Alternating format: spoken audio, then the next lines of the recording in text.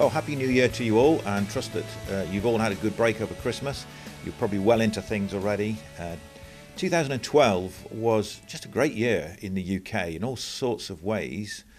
Despite some challenges, I thought it was a fantastic sort of year for us. 2013, I do really believe, is going to be something of a landmark year. And despite the mid times of really quite fascinating times, quite challenging times, I believe it's going to be a great year as well.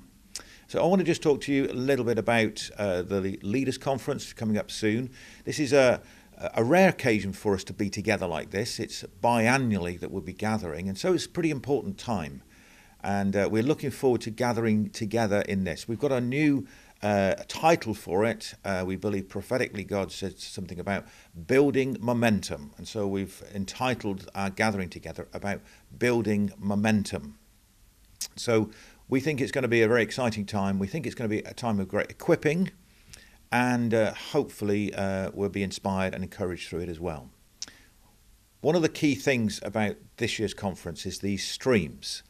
And I particularly wanted to encourage you as leaders and people involved in leadership of churches to think about people within your churches that you might think actually it would be really helpful for them to be there at this time.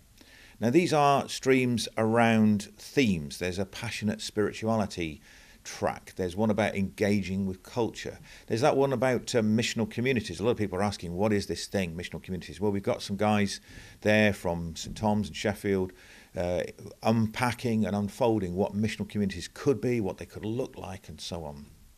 There's also one about being leaders in the 21st century and how we shape our leadership around the culture that we live in today. We're also running just a few masterclasses, and I want to particularly draw your attention if there's people in your churches that you say, I would really like to encourage and equip them in, first of all, the prophetic. There's an opportunity for a masterclass to be developing those with prophetic gifting. Also those who are Bible teachers, preachers, and would like their gifting developed. We've got some excellent input coming to those people as well. I do need to bring your attention that one of our speakers has unfortunately not been able to make it after all, which is slightly disappointing. Roy Godwin, who we would hoped and we built in our literature would be there, isn't now able to be there. But we are really delighted to say that whilst it's a slightly different emphasis, we've got a guy called Jonathan Oliade, who has been leading and led last year particularly the Global Day of Prayer at Wembley in London. Lovely brother with a real passion and heart to see this nation beginning to be reawakened in prayer. And I think he's going to be a fantastic encouragement and stirring and addition into our conference in the things that we want to be stirred in. And I just wanted to say something, if I could finally, about the financial stretch that we find ourselves in these days. I'm aware that many churches are finding their finances tighter than before, and even money that they perhaps have put aside and helped people and encouraged people, sponsor people to come to conferences, it's a bit tighter than it has been. I still want to encourage you to see our conference as a great opportunity and a priority, not just as another conference, but this great time to be together, experience God together, hear God together, and build something of our momentum together. I do believe there's many great strands of input that we're going to get, but it's a little bit more than that. It's about us being together as a family on mission.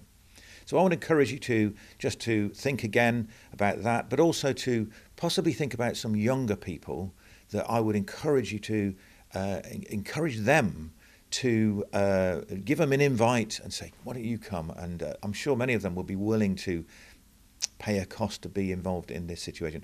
What I don't want us to do is get to the other side of this conference, look back and say, oh, I wish so-and-so had been there. I wish so-and-so was there to experience that and to feel this and to see this.